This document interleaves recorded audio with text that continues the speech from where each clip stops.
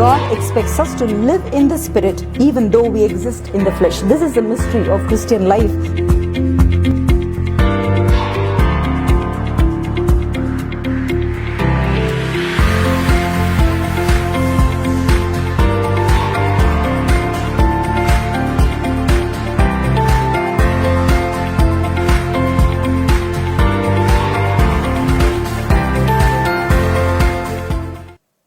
Greetings in the matchless name of our Lord and Savior Jesus Christ. A very, very happy 2020 to all of you. It's a great joy to meet you in this new year. And as you can see, we are all dressed up the same. And actually, last few weeks ago, we shot this episode, but due to various reasons, we had to take it down. So we thought it was a very vital and important topic, even as we are starting a new year. We wanted to do it again because we felt in our heart that all of us at some point go through this question. Okay, the question for this week is, how do I overcome jealousy? I know that I'm jealous about somebody, but I'm not able to overcome this feeling whatsoever. I feel God is partial to one person, and therefore I'm very jealous. So how do I overcome this feeling of jealousy? So Akka, when I think about jealousy in my life, I've gone through those stages. Like last time also I shared this particular story where we had a beautiful dance that we had to perform, and on the day of the dance there were 3 or 4 girls who were supposed to dance behind me and 3 or 4 behind another friend of mine. And when I almost came to the stage, I saw that the people on the right hand side were much more than on the left, and I was supposed to be standing on the left. So immediately in my heart I thought, okay, why is my friend getting all the attention and all the people are looking? So I decided on spot on the stage to shift sides, and I went on the other side, and there was a lot of chaos, and all those girls who were dancing behind me, all of them clubbed together, and it was a complete chaos on the stage. And when I got down, my Sunday school teacher, she called me aside and she spoke to me, and she taught me one of the most valuable lessons in my life. She said, whenever you dance, whenever you perform, it's only for God. It's not about how many people are watching you. So be satisfied wherever you are and let it be for the glory of God. So after that, that message has always stuck to my heart. But in the Bible, I repeatedly see so many people who are jealous and who go through a lot of jealous moments. In the beginning, we see that in the life of Cain and Abel. Cain was so jealous that Abel's sacrifice was accepted where he was rejected. Then we see Rachel and Leah. Both of them were wives of one man, and Rachel was so upset that Leah was being blessed by God. She was having child after child, whereas she was not having any children. So again and again, we repeatedly see in Genesis, Joseph was so loved by his father, and he got that multicolored coat, and all his brothers were so upset with him, and they decided that they will not talk kindly to him. They were so upset with him, and they would be so rude to him. We see how David and Saul was so jealous because of the anointing that was upon David. So repeatedly we see when God blesses somebody more than us, people tend to move into this jealousy in their life. And always what happens with jealousy is one of the person gets destroyed, either the one who is jealous or the one on whom they are jealous. The Bible clearly says in Proverbs, I was just reading this verse in Proverbs chapter 10 and verse 30, the righteous will never be uprooted, but the wicked will not remain in the land. And James 3:16 says, where jealousy and selfish ambition exist, there will be disorder and every vile practice. Again, Proverbs 27 and 4 says, wrath is cruel, anger is overwhelming, but who can stand before jealousy? So either one of the person will be made to disappear. In Cain and Abel's story, we see that Cain's anger because of jealousy was so irrational. It got to such an irrational point that he couldn't see his brother anymore. He destroyed him. In Rachel and Leah's life, at one point, maybe she had children, but she was not alive to see the growth of the children. In Saul and David's life, we see that Saul was eventually, he went out of the scene. But when two people, they're not jealous. I was just meditating on the life of Ruth and Naomi. So many times between the daughter-in-law and the mother-in-law, there might be so many seasons of, why are they so blessed and things like that. But they both, they were kind to each other. Ruth was never found to be selfish. All the time she put her, the other person, she considered her mother-in-law better than herself.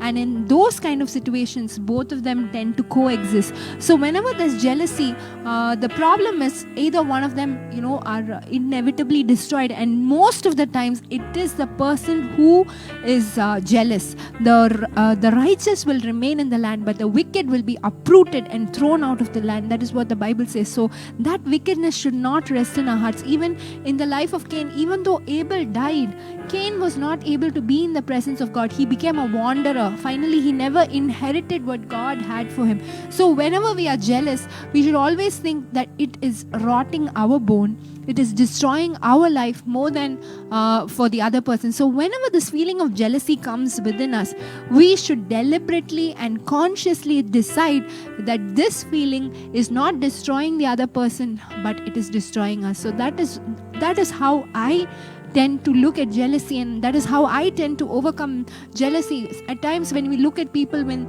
we see like the wicked are so much better than us, why are the wicked prospering? Why are the wicked people getting to do so well? At that moment, instead of being jealous, God asks us to pray for them. Pray for those who hate you. Pray for those who, sometimes the reason why we are jealous is because they come and show off to us. They'll come and say, what, I have this house, my children are well settled, or something like that. They will wantedly come and trigger the feelings of jealousy. In those situations, God is asking us to pray for those who willfully use us and those who hurt us, and we should pray that they will be blessed. Immediately the blessing of God comes upon our life. I will bless those who bless you, and I will curse those who curse you. That's what the Bible has promised to Abraham. So whenever those feelings come, let us remember that jealousy only rots our bones and it destroys us rather than the other people. So when we tend to bless the other person, we will be blessed. What are your thoughts about it? Have you gone through any situation like that? Most of the times, maybe when it comes to this trait, I'm sitting on the pulpit, so I will not be lying. I have been a victim of jealousy. So most probably, I've never been jealous of anybody, and there was no reason for me to be jealous about, because I was very happy in the Lord and all that God had given me. So, but most of the times I was a victim of jealousy. So what does it do for so many people who are going through that particular phase in life?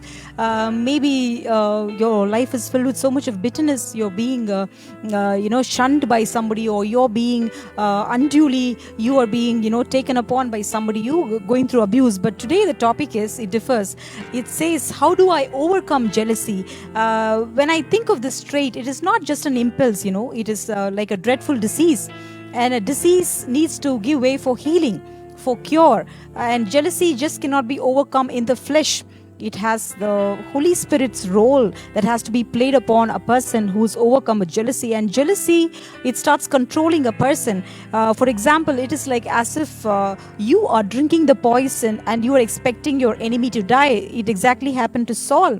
And he was so jealous. It starts like a wish, then it becomes a strong desire, then it becomes an obsession. When you want to be like somebody, when you want to have something that somebody else has, it starts like a wish, a small wish, and then it becomes a desire, then it becomes an obsession. Saul almost saw David like a threat. He saw him like as if he's going to snatch his throne, snatch the kingdom of Israel, and cut off his descendants in the line of kingship. And so he always wanted to destroy David, but he was destroying himself. And he was a victim to the power of jealousy that was within him.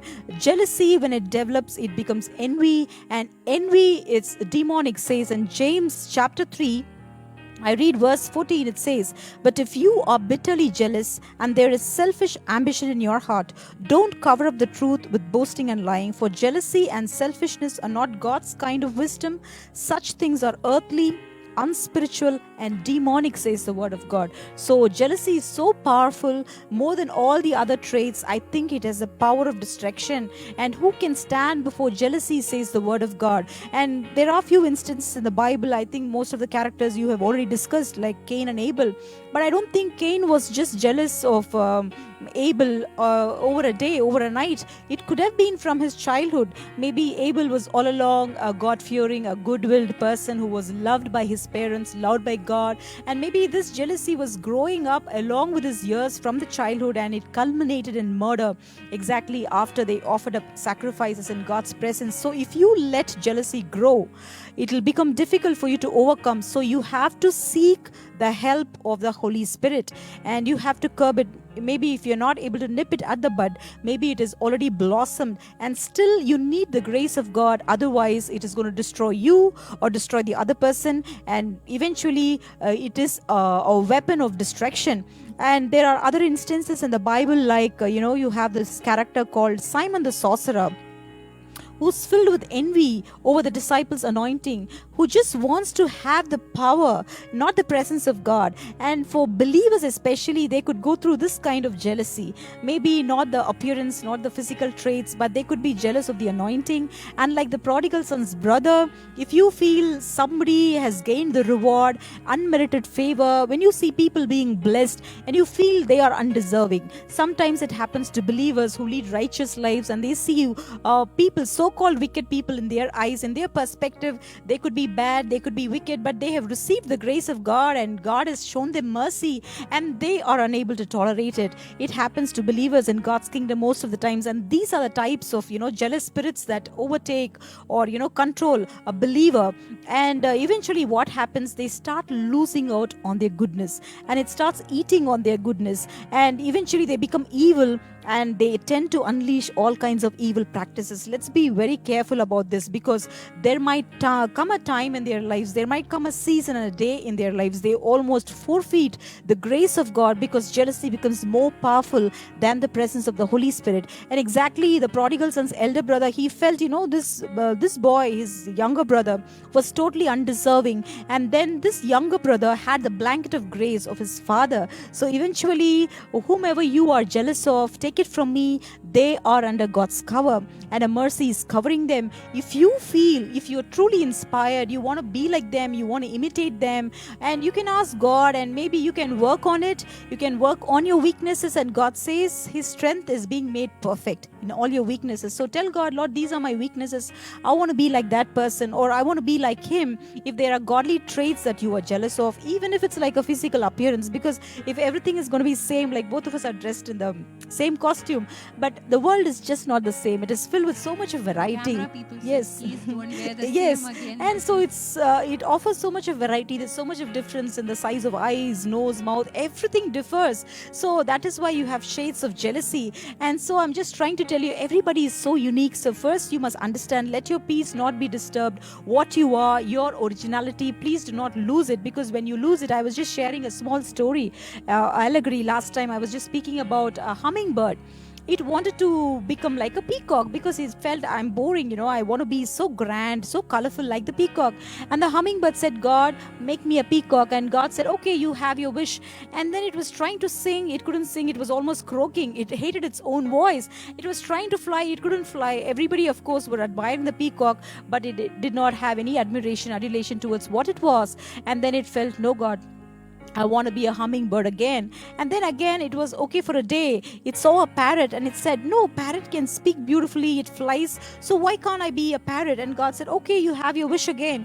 And it was flying happily, it became a parrot, and it was singing, it was speaking. But suddenly there was a man who said, okay, your song is so good, why don't I have a melody in my own house? He caged it, and then it was just feeling so sad inside the cage. It was missing its liberty, it was missing its freedom. So do not miss out on your freedom, on your liberty, on what God has given you.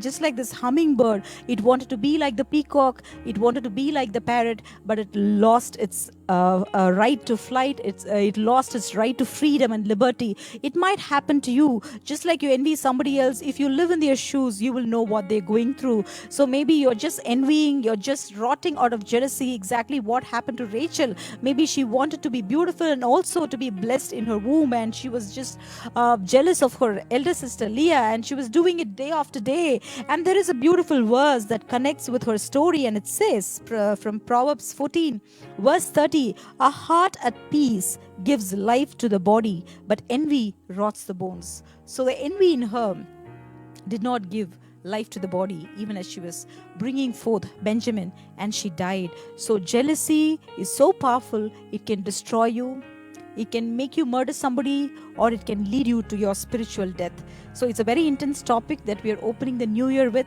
Let's all be very careful and be wary of this powerful emotion. But when we give it into God's hand, God has a beautiful story of transformation. He can just transform you so that you're filled with so much of love, and love does not envy, says the word of God. So I think that's the only solution, that we seek the cover of God's love so that it will possess us, it will control us from becoming jealous.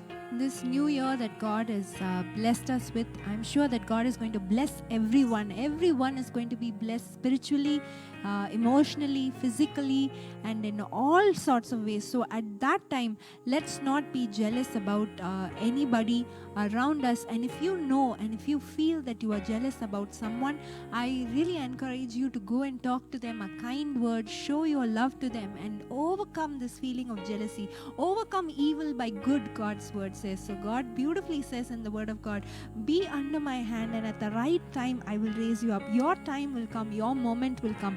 But until then, do everything in your power to be good, to be kind, to be gracious, so that the favor of God will rest upon you. And together, like beautifully Akka explained about how Rachel's life was gone all through her life. She only one desire she had was to bring forth children, and she brought in her servant, and she was all through her life, that was her only aim. But in the end, it caused her own destruction. So in our life also, let us be very careful not to destroy ourselves because of this evil trait of jealousy, but let us overcome evil with good. God bless you. We're going to pray for you right now. Lord Jesus, we thank you for this blessed time. Lord, we thank you for we are dealing with this particular topic of jealousy. Holy Spirit, we ask of you that you will strengthen each and everybody who's overcome with this powerful emotion of jealousy. Lord, we rebuke it in the name of Jesus, that you will break this yoke that is oppressing them, O God. You will take away the spirit of obsession, a deep desire or zeal that is evil in them. Lord, we pray the goodness of the Lord will enable them to overcome this thought of evil. Abba Father, we pray that they'll be released from this yoke. They'll be set free with the anointing of the Holy Spirit, because your words clearly tells us, Master, you have come to break all bondages, all fetters, all chains be broken in Jesus' name. If somebody is still held captive, we pray sincerely, fervently, both of us together with faith in the name of Jesus, that they shall be set free, O God, and let them lead liberated lives, happy and content in you, and thou wilt keep him in perfect peace, whose mind is stayed on thee, says God's word. Let their focus shift in Jesus' name, and let them focus upon your grace, upon your providence, upon your mercy, O God. We ask these things in your precious name. Amen. We also at this time want to remember those who are really struggling with being a victim of jealousy, like Akka was saying, because a jealous eye is worse than sorcery and divination. And we really believe that the word of God in Numbers chapter 23 has promised us that there is no divination against Jacob, no sorcery against Israel. Any weapon that forms against you will not overcome you. Every tongue that rises against you, you will condemn. In this year, the shout of the King, the Lion of the tribe of Judah, who is with us, is protecting us from every jealous eye, from every evil word spoken against us, to have a wonderful and a prosperous year ahead. God bless you. Meet you all again next week, same time, through this Facebook Live. We would love to meet you. Please do keep writing to us at imchange2018@gmail.com, and we would love to answer you. God bless you. Take care. Bye-bye.